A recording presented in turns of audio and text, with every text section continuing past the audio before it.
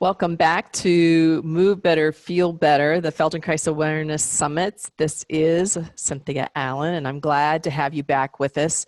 We're going to be exploring more in this theme on aging, and coming with us today is Nancy Haller.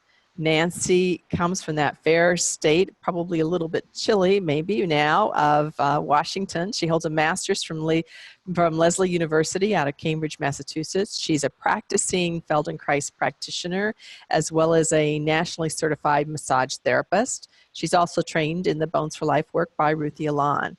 And if that isn't enough, she is certified to work with large animals and particularly likes working with equestrians and their horses. She's been serving as president of the Feldenkrais Guild of North America for a few years now, and she is the author of, I don't know how long my short-term memory is. Let's see if I can get it on the screen here. Strategies for people with brains. Well, that's great. People with brains, I'm one of those. And that's really why we have Nancy here today as part of our theme on aging, because she's going to share with us a significant event in her life and then how she has used that to really help her understand more the importance of engaging the brain around better memory and cognition. Hi, Nancy. Good to have you. Hi, Cynthia. Thanks for having me. This is so exciting. I'm looking forward to every moment here. Yeah, we're going to have fun together. Of course, already know that you're a fun person, so that'll be nice. That's my job. Being That's fun. your job. That's your job. That's right. Good. So, Nancy, why don't you get us started with a little bit about your own journey? Perfect. In 2000, I went in for a maxillofacial surgery, jaw surgery. And out of the surgery, not only did I have teeth that met, but I had incurred a brain injury. And no one told me.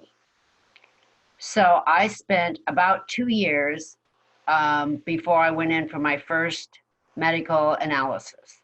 And it was at a point where people were telling me that my speech was so discombobulated. Basically, they couldn't understand me. I sounded like I was from some other country. Where was I from? Where was I from? So in 2002, I made an appointment at Harborview Hospital Speech Department, which is the big crisis trauma center in Washington.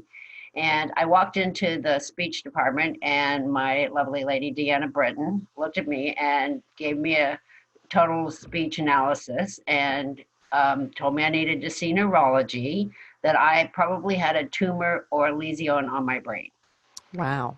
Wow. I had a hard time driving home because I'm a single parent with 2 children, and that was not what you want to hear. So I went to the neurology after the speech therapy. I went to 3 speech therapy sessions because it was $850, and being a single parent, I thought that was a bit rich for my blood. So, but the important thing that the speech therapist said to me was, one, I had the diagnosis of foreign accent syndrome. And there's only right now about 125 people in the world that have this foreign accent syndrome. The second thing she told me was that I had to speak slow enough that my brain would capture everything having to do with speech, which is not just the Broca's area, but it has to do with the organization of the muscles in the body. It has to do with the tongue. It has to do with how the jaw works. It has to do with the speech cognition, hearing what somebody says, formulating the sentence, being able to respond to what they actually said to me in a way that it actually makes sense, which I was not doing. My word order was discombobulated. My verbs would end up at the end of the sentence. So it sounds like you have a foreign accent because it sounds like you're translating. Yeah. So it ends up a little bit more like a word salad than the normal sentence structure.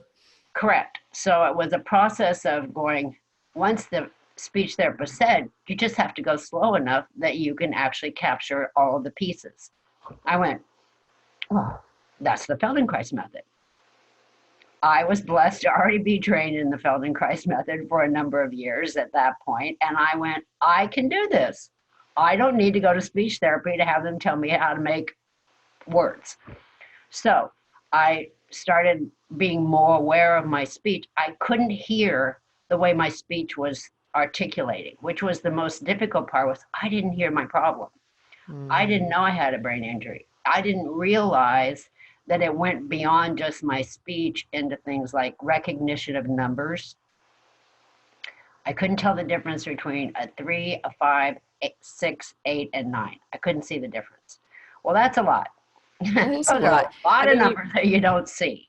you must have been having a lot of moments where things really didn't make, like you couldn't understand how you arrived at the result that you got because you thought everything was okay. Well, yeah, I thought I was perfectly fine, and my kids wouldn't. Everybody says, "Well, write post-its," and you look at my post-its, and they would be half of a phone number, or a name and no phone number, or it would be the wrong word. The address would be incorrect.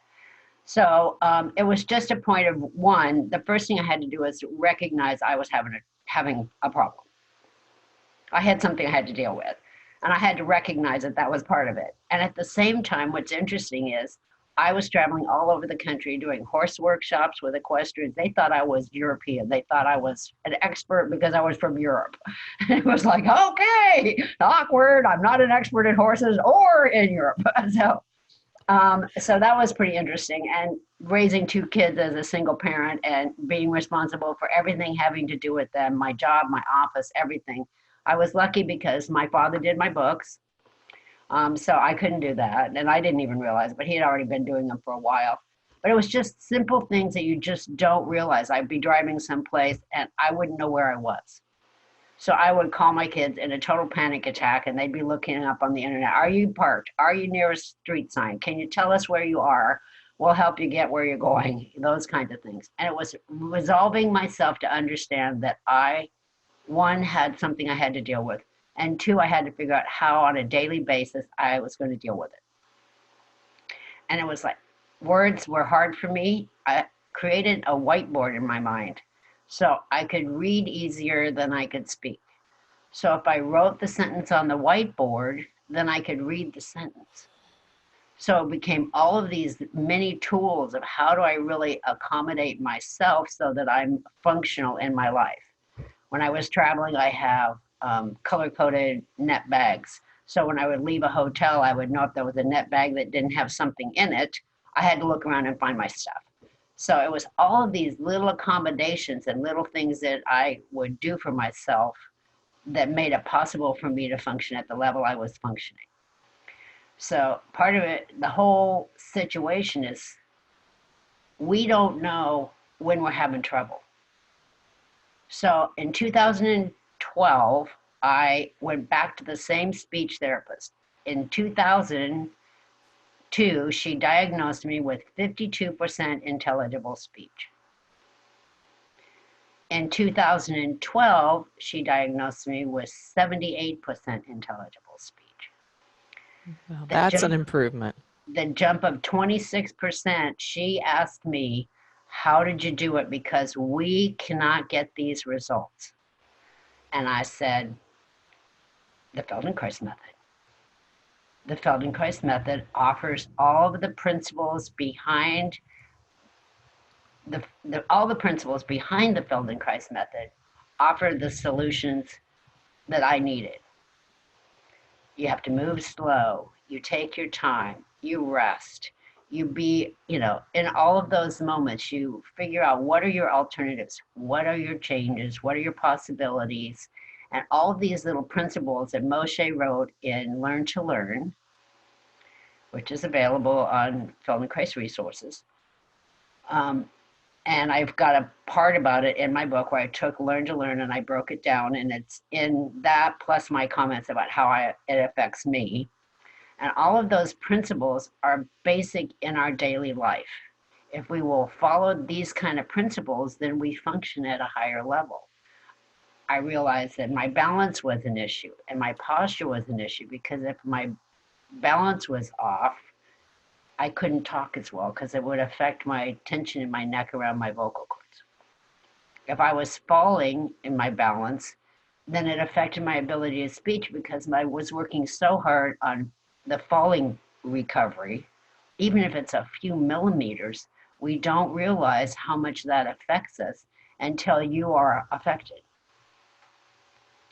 I think people are brain tired right now. I think this is the new diagnosis. I think brain exhaustion is hit our society so big time with the stress and all the things that we're doing and all of our life that we're trying to shove in with the families and this and the internet and constantly being required to respond immediately to the internet things. I think we have brain fog, which comes from the chemicals in the food, it comes from the additives, it comes from all the medications people take, self medicate, whatever, alcohol, it doesn't matter. All those things give us a brain fog. It could be that you're in a chemotherapy or you're in hormonal imbalance, which happens to teenagers. We know that. It happens as we age through our processes. We lose our hormones about menopause and menopause era. And then that affects us. And I think there's brain tired, brain fog, brain injuries, which I had. And then there's just people that we know in our life that are having difficulty. And we don't recognize what it is. We just want them to hurry up. Hurry up.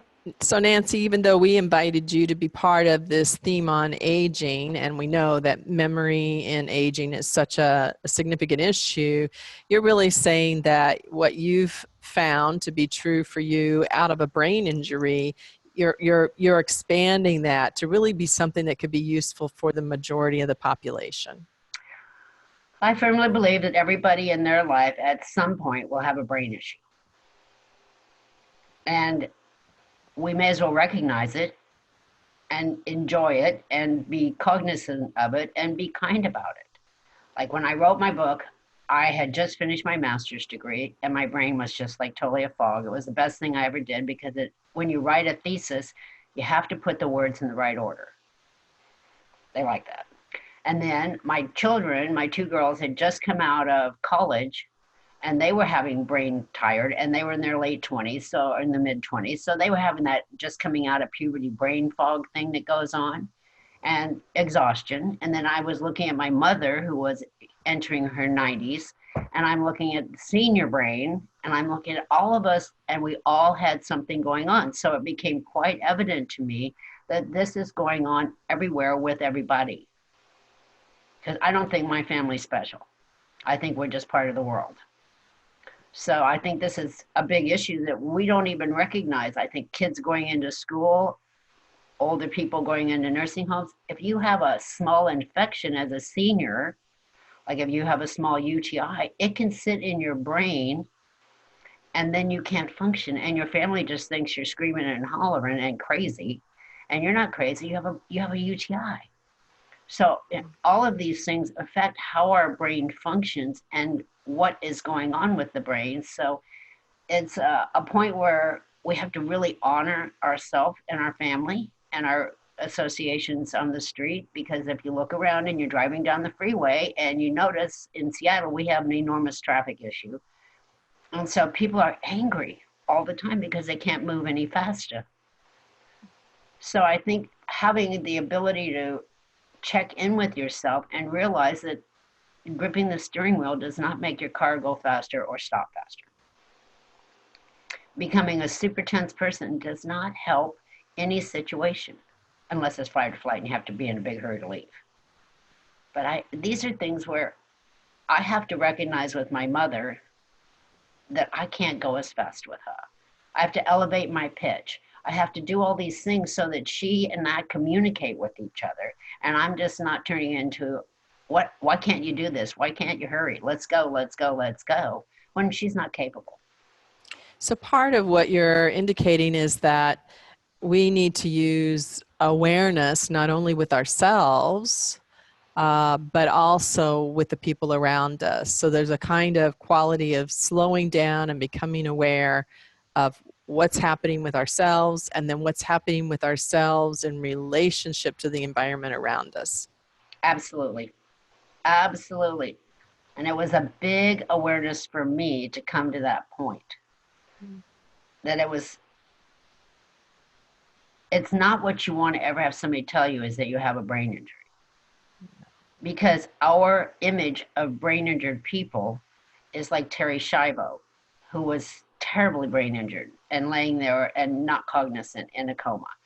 We don't even necessarily realize that a stroke is a brain injury because people don't put the two together, but it's a big brain injury. All of these concussions that kids have and adults have nowadays, everybody goes through a car accident will have some form of concussion. Minor, major, it doesn't matter. You cannot throw your brain around inside your skull and think it's not going to have some issue. It's all of these factors are in our daily life with all the people that we love. It's amazing. And it's scary. So, want to do a quick thing? Yeah, I mean, one of the great things about your book is you have so many helpful things that we can do. So yes, let's experience some of those. Okay, we're going to do a little, I call them 30 to 60-second moments of awareness because I think when you're really having a lot of difficulty, you don't have 45 minutes to figure it out. So if we can bring you back to yourself within about 60 seconds and you can release and calm down a little bit, and then you can move forward, you can stop a panic attack. Because I know you get into a panic attack. I don't know where I'm going. I don't know what I'm doing. I can't find my way out of the grocery store. It's like overwhelming. And a lot of things will overwhelm you in a big hurry.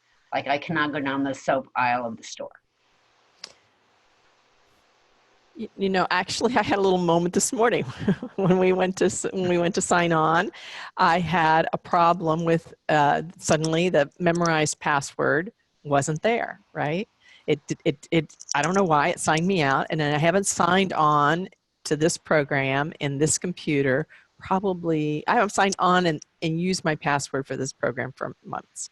Now, it's so interesting, Nancy, because it's not like I don't know that you aren't going to be okay if I'm like a minute or two late, but I still had that little panic, right? Like, oh my gosh, I have this interview. I've got to get it. And then I had to slow down and talk to myself and say, hey, nothing's happening here that's actually a real emergency.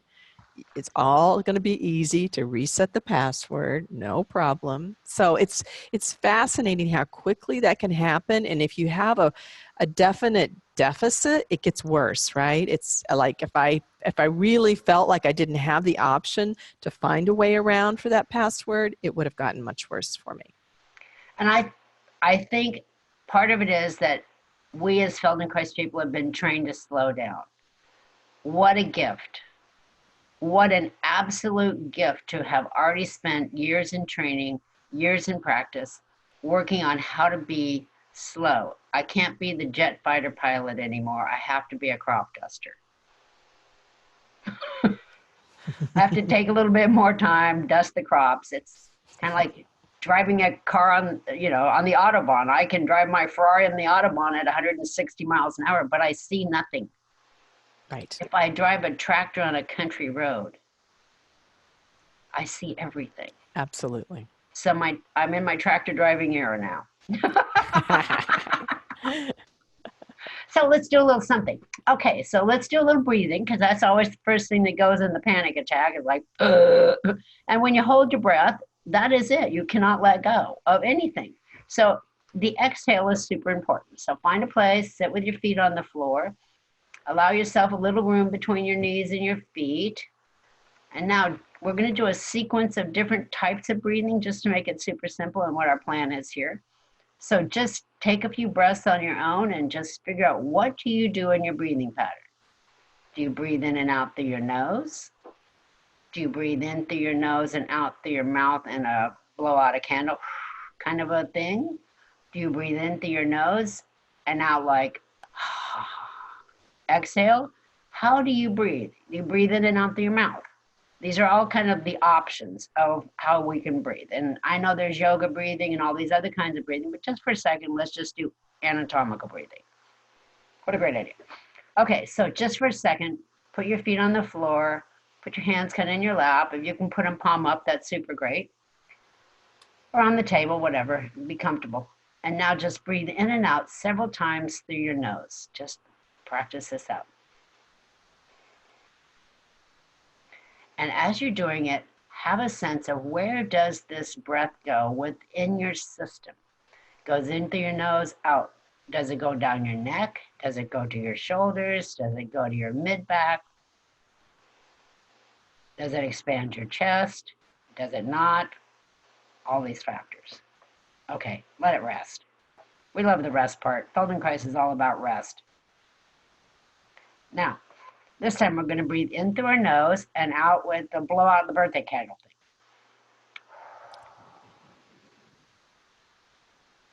So just do several of these, try it out.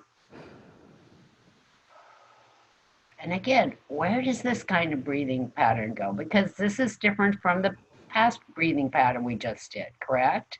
Mm-hmm. So you can see where already we could have alternatives to our breathing pattern that might assist in some kinds of different ways. If I want to release that place right at the bottom of my, right where the rib cage meets in the front at the bottom of the sternum, I'm going to do this.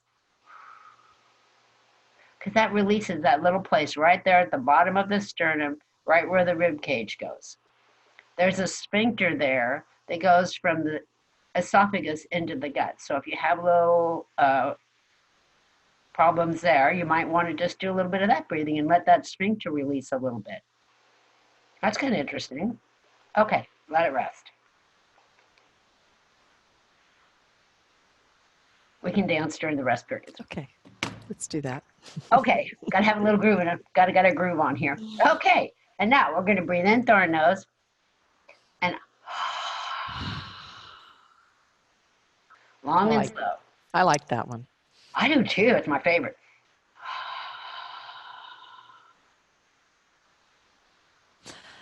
Right? I like to go. But as women with an anterior pelvic tilt, with the butt kind of sticking out a little bit, we will more commonly breathe in the pattern because of the way it shapes the diaphragm. So when we go, it actually releases the tags of the diaphragm that attach to the lumbar spine. So then your low back kind of lengthens and gets soft, and you can actually sit a little deeper in your chair. And there's research that came out in 2019 by a group of people saying that the actual breathing process goes from the roof of your mouth, the palate, down to the pelvic floor. So now when you breathe in through your nose, you will actually feel an activation and contraction in the pelvic floor.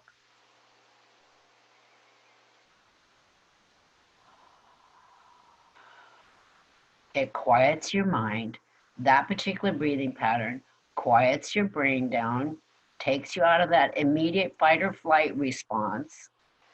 And in a matter of about 3 of those nice long exhales, you can regroup, gather your brain cells up, which are scattered all over the place, and move forward into the next stage of where you're going. I do it in the car on my way to work. I do it when I'm sitting here at my computer. I do it before I'm going to go visit my mother. I'm outside the door of her condo, breathing in and out several times. So I calm myself way down because I know I'm walking into something where I'm going to have to deal with a great deal of patience on my side. Mm-hmm. So are you suggesting that we try these 3 and we find which one we like the best? Or are you just doing this so we can tell the difference between them? Or? Well, I think they all have value. Okay. I think every one of them has value. If I'm going to be wanting to release parts of my neck in here, I might want to do that in and out through my nose because that kind of helps my neck get softer. Mm-hmm. Okay. Now, if I want to do this one with the birthday candle, it kind of helps the front of the body. That's an anterior. It goes into the front of your body when you breathe in that breathing pattern. Okay. But when you go, it goes to the backside, to the posterior of our body, which we really don't have a relationship with because it's behind us. Right. We only know what's in front of us. We're the weirdest people ever. Like we would not know what we looked at from behind. If they showed us a picture in a regular outfit and showed a bunch of people, you wouldn't know it was you except by your hair and your outfit. So that's probably good.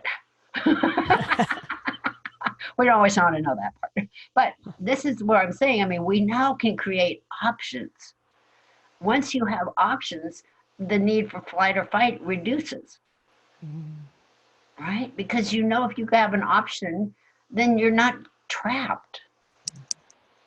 So that was a big one for me, not to be trapped, not to be in fear So all the things where I'm standing in line at the TSA pre-check, where I'm doing all these things, standing sometimes at the grocery store, when it's whatever, these are tools that you can use all the time. Mm-hmm. And it just brings you right back to your home self, to your little home port, and then you can move forward in your life from there. And if nothing else, on the exhale, when you let go, that's a hard thing to do. Because in brain issues, you're afraid if you let go, you'll fall into the hole. If you let go, maybe something will happen. If you let go, you're not hanging on to the cliff. And then what? These are big issues for people. They don't realize that if you just let go, maybe you'll settle into yourself. So, yeah, so what you're saying is that tendency is to sort of like hold on to the inhale, sort of like stay in that kind of state. And there's a Yeah, feeling of elevation, a false feeling of being held up in elevation. But we need the exhale, we need the release to be able to come back absolutely. to ourselves. Absolutely. Absolutely. It also let your hands release. If you notice, take a few breaths, and all of a sudden your hands aren't going to be this. It's difficult. We don't know how much we hang on and how tight we are. Mm-hmm. And I think this is true of the stress we live in, the brain exhaustion. We can't let go when we lay down. We think we lay down and go to sleep. We lay down and we huddle up into a ball and we're half the night awake because we never really let go. I do this breathing pattern as I'm going to sleep. Beautiful. Yes, Beautiful. it's absolutely the best ever. So I teach this to my clients. It's one of the first things that I teach the people that come to me is that we have to learn how to let go so that all the pain that you have usually isn't going to necessarily be gone, but a percentage will be gone just by the fact that you're not trying to hang on. And when we have pain, whether it's neurological or it's emotional or it's stress related, whatever, we stop breathing. It's amazing. I didn't even take an exhale till I was 42 in my Feldenkrais training. I went, what was that? And they're like, that's an exhale. I went, I didn't even know that was. It was like, Yeah. because we just breathe. We inhale and talk the exhale out. Mm-hmm. We don't take the conscious process of exhaling and letting it go and then creating the next sentence. Mm-hmm. Mm-hmm. Yeah, I've always thought that the discussion about sort of that you come home to yourself in the pauses is an interesting one that you get out of some of the meditative approaches. That it's a kind of a rest, it's a kind of a moment of being still and with oneself, and difficult to do if you're always interested in only the next inhale. Well, and I think when we are dealing with how we meditate and how we do these things and what we do, we're so bound into somebody's system of, I'm from the 60s. Watch the candle. Okay, I was watching the candle and then I'm like holding my breath, so it never worked. And I think when we just can be able to not fit into a system so much, but just fit into a few tips and a few things here that make our life simple and easy, perhaps that's a little easier than trying to follow a whole methodology. It's like sometimes when I go to an awareness and movement class in Feldenkrais, sometimes they're 45 minutes long or an hour. And for me, that's a long time to concentrate and hold focus and to stay within the realm of what's going on. So I have to personally kind of be a little bit less time in things and appreciate I can do even chunks of it than to sit there and try to force myself into these processes. It's difficult when we work because we have great expectations by our job definition to produce, produce, produce. And somehow, some way, there have to be these little teeny breaks that you put in for yourself because when the rest period occurs, the brain files the information. It doesn't file when you're driving a million miles down the road. It files in the rest. So when I can calm myself down and file my brain into a place where it's quiet and it's comfortable, so much easier. And my kids appreciate me a lot more. That's fantastic. That's fantastic. Yeah.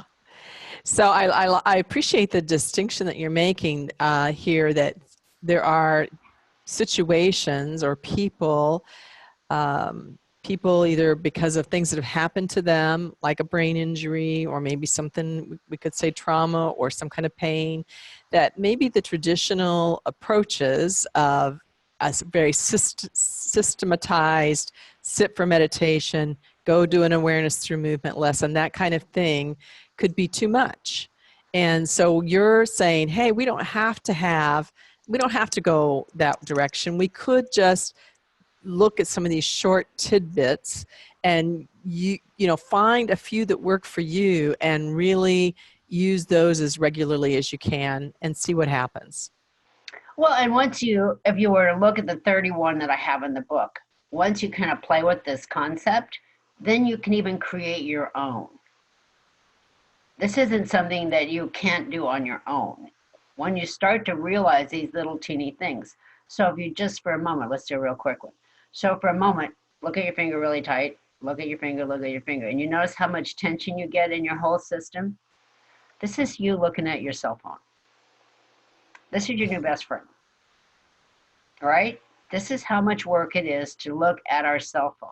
So now just take a nice moment.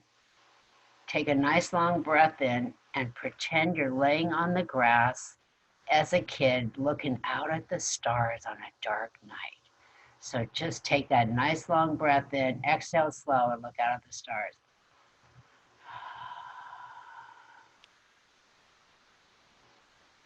Is that like, wow?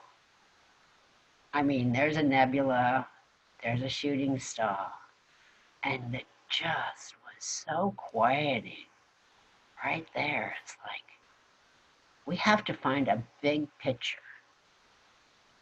A nice big picture. If your favorite thing is the Grand Canyon or looking out at Mount Rainier, like we're so blessed in Washington to do, looking out at the mountains, looking across at the ocean at a sunset. Now I know it's hard in Kansas, but you can still find something. So find these big vista views that we can look up and away, and it takes that long, a few seconds for you to go from looking at your phone to, right? The more you do these things, the quicker you can get in and out of these states of calm. And I think that's the biggest, most important thing, is to find the status of calm.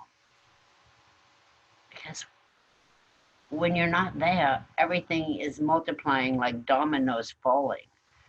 So how do we do that in such a way? I mean, it's like, let's do another quick one. Yes, let's do. Okay, I love doing it. By the way, I'll just defend Kansas since my husband's from Kansas. Oh. You know, they have the most incredible open vista. It's like the sky and the color goes on forever. And I just am always shocked when we drive there. It's just like huge open vista. So there is you know, that I like this contrast that you're building for us between a phone, because I look at devices a lot, and I have it already, before devices were even popular, had a tendency towards a very heavy, tight focus gaze, right? Because I'm a doer.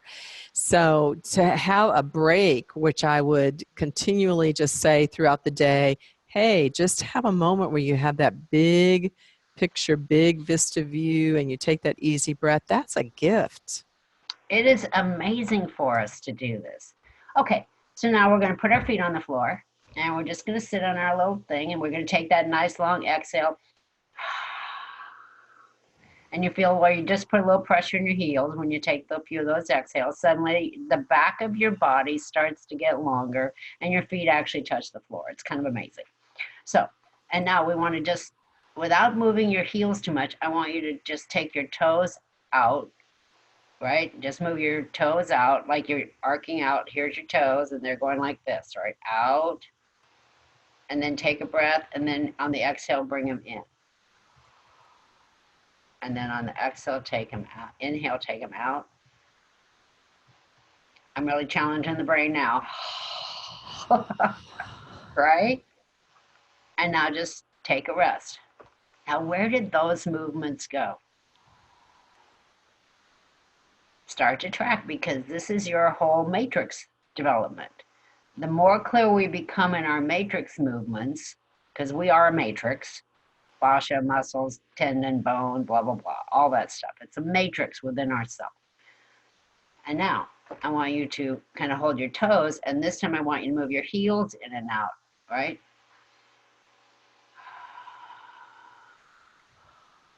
And it's a totally different movement to move your toes in and out or to move your heels in and out. Now you'll find that some of the breathing pattern by moving your toes in and out or your heels in and out will be disrupted. It won't be as easy to do. So if we're sitting with our toes in and our knees together, it blocks our breathing capacity. Now, I don't know about you, but I was a trained woman.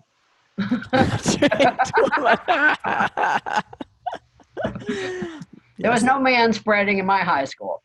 You know, I mean, it was like we were trained in dresses. We didn't even have a pants in our school. So this would be like how we're trained so solidly in holding our breath by having actually to put our knees together, put our feet together, and sit in that prim, proper way. It destroys our ability to exhale.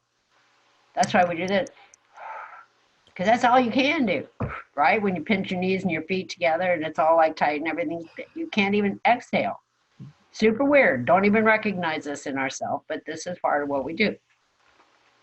So now pull your feet a little bit wide, about shoulder width, and now ever so slowly inhale, and on the exhale, pull your heels just slightly together. And literally you'll feel your legs screwing into the pelvis and your pelvis tucking under, and then you'll feel the rise up the front, which is the whole core system. And now you can slowly, on your exhale, when your heels are slowly coming in, you can actually start to contract the abdominal muscles and the pelvic floor. Hello, women. I'm saving your bacon. I'm serious. This is like, women do not have any capacity to contract the pelvic floor. If you have your little tail feathers sticking out, you can't get into the pelvic floor. I don't care how many doctors tell you to do a Kegel. It's not available to you.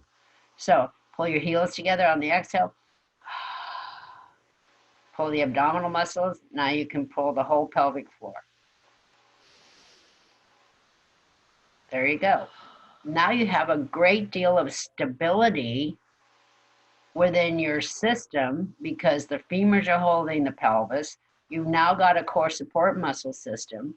And so when you stand with your heels ever so slightly together and you take that nice exhale, you have a very strong skeletal support system. And if you're dealing with brain issues, what more could you ask for than a strong support system? Right? Internal support system. Now, if I stand with my heels and toes and everybody all crammed in together and I try to make myself super small and invisible, it doesn't work because then I'm in that status of being. I have to open and let go in order to have this whole thing occur that gives me the stability and support that I need to be able to function in my life. And this isn't what we think it is. Support system isn't just the Brain Injury Association. Support system is you finding your strength and your tenacity and your capacity. Heal thyself, doctor. You are the one who has to do the work when you have a brain issue. They'll give you little things to do, but you're the one who has to do it. Nobody else could make my speech pattern change. It had to be me on an every single day, daily basis, not even able to hear that my speech pattern was wackadoodle, make the difference every single day. So that seems particularly challenging to me though, Nancy, because I mean, you're also the one with the brain injury. So you must have started that out. Can you give us like a sense of like, you must have started that out very very small. I mean, it had to be very difficult even to enact the first thing. I mean, how, It's totally difficult. I had a great deal of responsibility. I'm looking at two people. My daughters were 11 and 14, and I couldn't talk. Well, so I didn't have a choice. It wasn't like I had another partner who was paying my bills and taking care of the finances and doing all that. There was no backup system that way. So I had to create, like, pull my boots on really quick and get started on this process. And I was already working a lot, so that wasn't an issue. But it was like, how do I organize my brain with all of this stuff? And once I was assessed and they say you have a brain issue, it makes it easier to say, okay, I can accept I have a brain issue. Now, what am I going to do about it? It's when you're floating around in the universe and nobody says, you have a brain issue, we need to do something. That's part of it, is we don't even recognize that we're having a brain issue. It's scary. Like, I didn't know that my speech was so awful. So it was 52%. so for people who do have somebody who's partnering with them, so I understand that you didn't have anybody really, actually. You had, you have your kids who, of course, are going to be kids, and they're like, mom's not right anymore, probably is what they're saying to themselves, and we just have to work around her. So, but some people do have someone. So, if they have someone in their life, I think that sort of the message that you're giving us is that, hey, there is something that we could help facilitate just in a breathing pattern, just in Absolutely. slowing down. I mean, I think this breathing, slowing down, coordinating some slight movement with it is so powerful, because it's beginning to bring the nervous system sort of back to some level of homeostasis, and giving you an ability not to stay in this sort of like, oh my gosh, I can't, I don't know how to be in the world place that we get into once we're into a traumatic state. I absolutely. And having a partner, having people like my 11-year-old, who's now an attorney, was making all of my appointments because nobody could understand me on the phone. So my 11-year-old was actually calling, making all my appointments for me. So I am blessed to have children that were capable and responsible and able to help me, and realize that there was something going on. And we as a family really took care of it. My father did my books. My mom helped with the kids when they needed it, that kind of thing. So I was blessed in that way. And I feel for so many people that don't have that system somewhere in place, and families aren't that way right now. And it's, wow, it is amazing. I just am grateful for every moment. I'm grateful I recovered. I'm grateful that the Feldenkrais method was already part of my life. Yeah, And I had this absolutely. happen because I don't know, without those tools. I look at the other people that I talk to with foreign accent syndrome, and it comes from either a brain injury, a dental procedure, Hmm. or a concussion, closed head, open head injury. And what's interesting is it's usually because people have an MTHFR, the methyl tetrahydrate folate reductive genetic factor, which means they don't assimilate chemicals, which was part of my process under anesthesia. Was I wasn't appropriately assimilating the chemicals. And the one of them is nitrous oxide, which is quite common. So if you have some sorts of issues, you may want to find out whether you carry a genetic factor that doesn't let you assimilate the chemicals, which then all the time you're taking chemicals could be could be a supplement. But if it doesn't mesh with your system, it's not going to assimilate correctly and can cause great chaos. So, I mean, there's even scents and all these kind of things. And we've grown more and more, like put the dryer sheets in and all that. Well, if you have the MTHFR factor and don't assimilate chemicals, that dryer sheet is dangerous. Mm. And people put them on the children, the new infant bed sheets and stuff, so they all smell good. Babies don't need to smell. They already have that's their first system is olfactory. Yeah, we are very much an over chemicalized culture. I think it's interesting. I definitely define that I do much less better with different kinds of smells. I mean, I'm not someone who has like the kind of horrible reaction to them, but I am much better if there is not a lot of additional aromas in my life. All the products that people use on their hair and their bodies, and I'm always out buying everything unscented and unscented candles, and I'm just not even for me for essential oils. They are not my thing. I agree. It's not my thing either. And I kind of have to really be observant and aware of this. And my kids have to be aware because they're all MTHFR. My mother is. My brother carries the different one. There's two factors in MTHFR. One is the inability to assimilate chemicals, which is the genetic factor I have. The one that my brother has and my father had and his father was a propensity to heart and stroke, heart problems, stroke, thrombosis. So I find it super interesting that my family carries both genetic factors and none of us turned out super weird. Well, maybe. Yeah, that's right. We'll talk about that we later could argue that when we are on point. camera. I've seen that picture of you with that wild hat on your hair on your head on your website. What is that thing called? A fascinator. A I was like fascinator. Andy Caninos. Yeah, no, you're a lovely, lovely novel person, Nancy. I'll call you Yeah, my I'll call, oddball collections. yeah. Yes. So lead us in one more. One more. Okay, so let's do one more. Let's do one for your hands, okay? So if you just kind of put your hands on the whatever in front of you and just kind of think about pointer. I taught preschool, pointer. Where's pointer? Where's pointer? And just let it kind of like this and then turn your fingers over off of like the pointer finger is a screwdriver. So think about just opening and just keep turning until you'll actually be way palms up. Inhale, exhale. On the exhale, turn your hands over, just do the pointer fingers until you turn it all the way through into the shoulders, right? So, in what direction am I exhaling? Either way, you can Doesn't turn matter. this way first or that way. It doesn't Okay. matter because we have choice. We always have choice, right? So all the way up into the shoulders, go all the way down into the back. And so you're really rotating the whole shoulder girdle when you do this movement, right?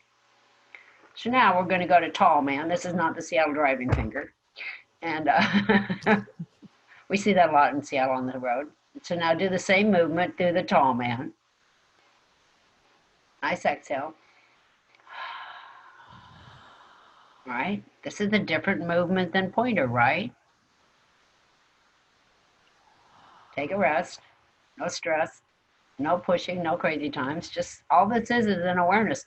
What happens when you rotate your hand off of the middle finger? Now we're going to do ring man. There you go. And so do the same thing. Do it off of that ring finger. Let it go all the way through. If it gets up to your chin and you want to drop your chin, it's okay. We can do chin up, chin down. We can do all these things. Let it move through your system. Wherever it goes is perfect. All right? Let it rest. Don't do anything. This is like you can do this in the car driving, not in traffic, of course. 3 miles an hour, you can do a lot. And then we have pinky.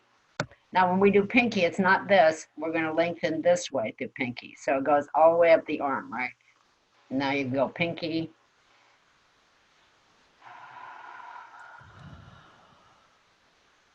Right? This is a totally different place. The little finger actually goes through the back and around the bottom of the rib cage to the front where this serratus anterior muscle comes around. And the pinky finger releases serratus anterior. Each finger is a direct connector to a rotator cuff tendon. So if you have rotator problems, these are your friends. Wow, I love it. So you can do it with your heels in and out. You can take the finger one, add heels. You can do breathing. You can do the fingers and do the sequence of breathing to see what happens. Because when you create a restriction by breathing or turning your fingers in, now I'm in a restricted pattern. So now if I breathe, I gotta do something different to my breathing to get my hands to open. But as soon as I open my hands, I open the whole front. And when I close my hands, I open the back. So I can open the front, open the back. And if we do it slowly, it all the muscles related to these areas, actually, all the muscles change.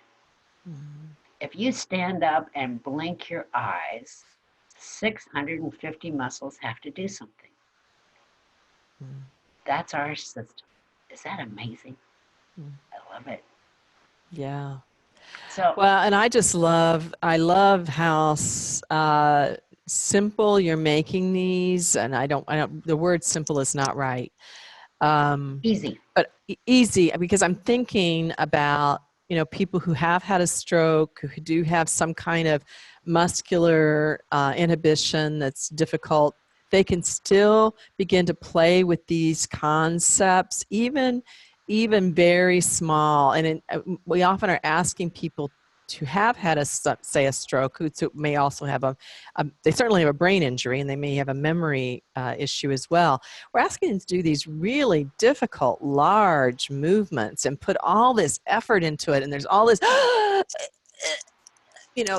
they're trying to do to walk, to do the things that they feel that they need, and the culture feels that they need to be able to make it. But here we've got just this softening and this very small movement that still activates and calls to the fore so many aspects of the system. It's lovely. Absolutely. It's very lovely. Absolutely.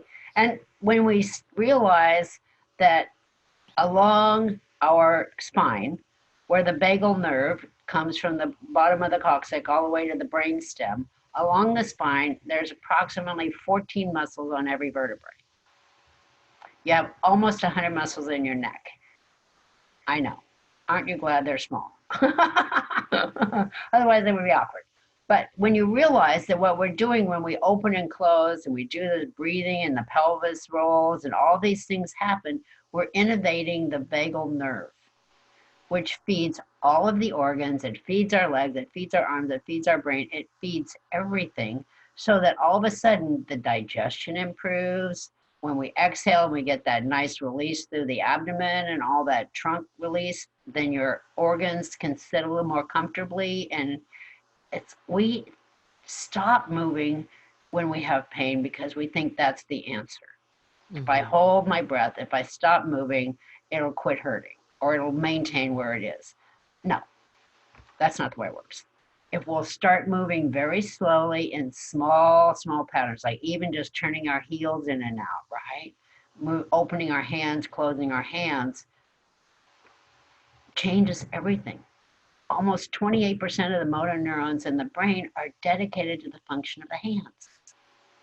So we want to activate those systems because our hands create more pathways, right?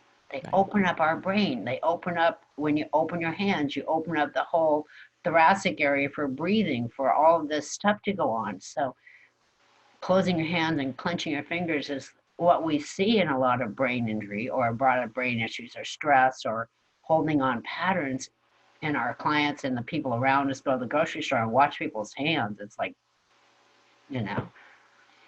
And if we can just open up a little bit, and it has to go to the point where you realize that there's a moment of vulnerability that occurs.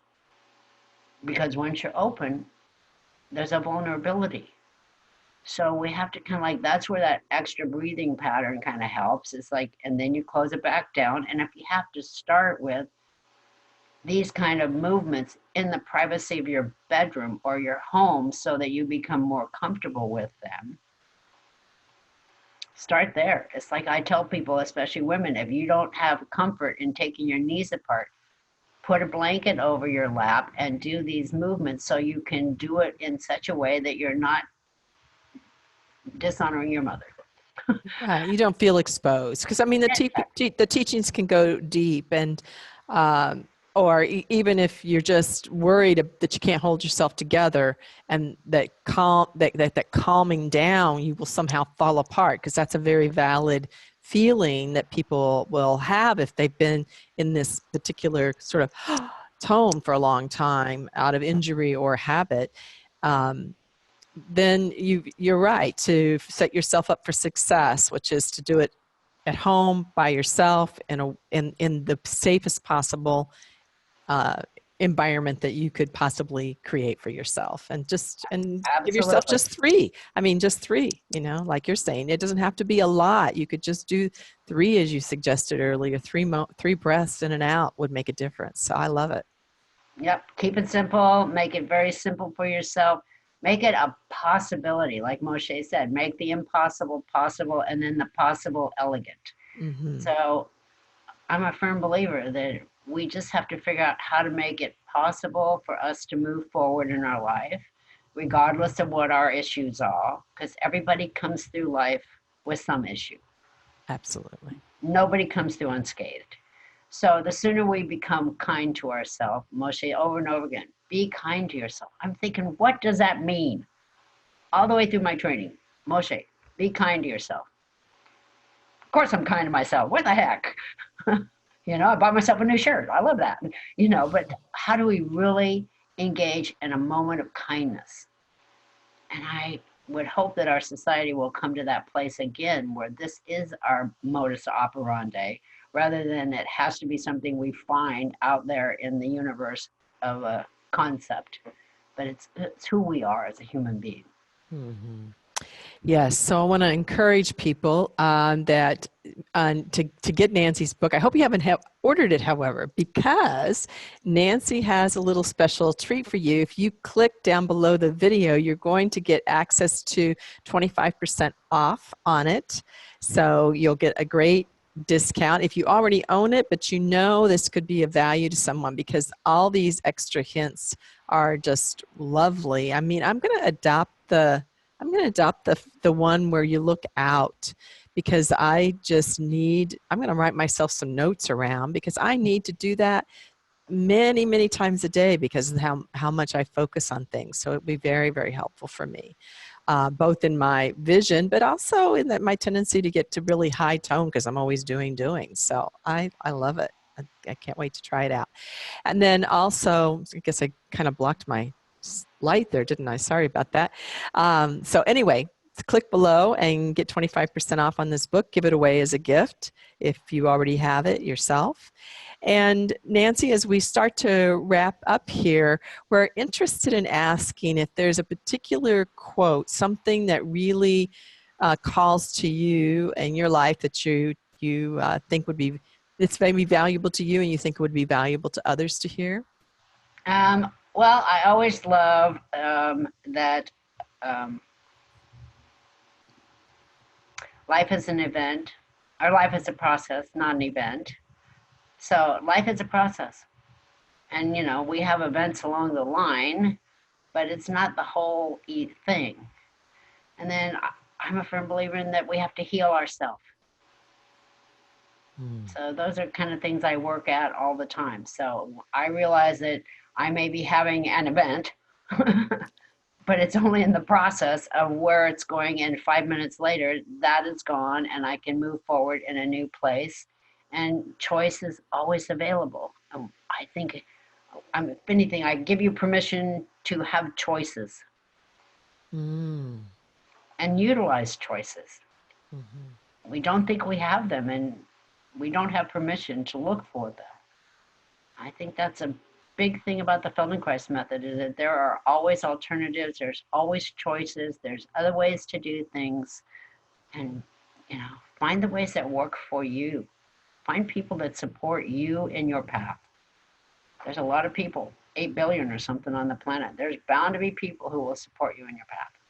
That's fabulous. Thank you so much, Nancy. I appreciate that, and I love that you've given us very simple choices. So you're basically saying, look, you could have a choice just in how you explore breathing for a few moments, and that's something that's accessible to just virtually everyone that is able to at least take this in. So thank you very much. And thank you all for being with us here today in Move Better, Feel Better. We've got more great goodness coming to you. So please continue to stay tuned with us. I want to remind you that while the summit is happening is when you can get your best pricing for it. So if you find that the 48 hours is just not quite enough for you to be able to absorb all the material, or hey, I'm going to want to go back and watch Nancy's talk again, please feel free to check out the feldenkrais.summit.com or the emails we're sending you, and you will see that right now there is a discounted rate going on that's only good while the summit is actually happening. Nancy, thank you so much for being with us from Seattle. It's been a pleasure to have you, and I love the practical nature of what you've offered us, and I'm so pleased that your own recovery or your own growth process has brought you thus far, because you've been quite a gift to many people. Thank you for having me, Cynthia. It's been absolutely delightful. Good. Look forward to my every single day as I walk down the path. Yes, yes, absolutely. So, well, Nancy and I'll say goodbye until the next session. Bye. Bye.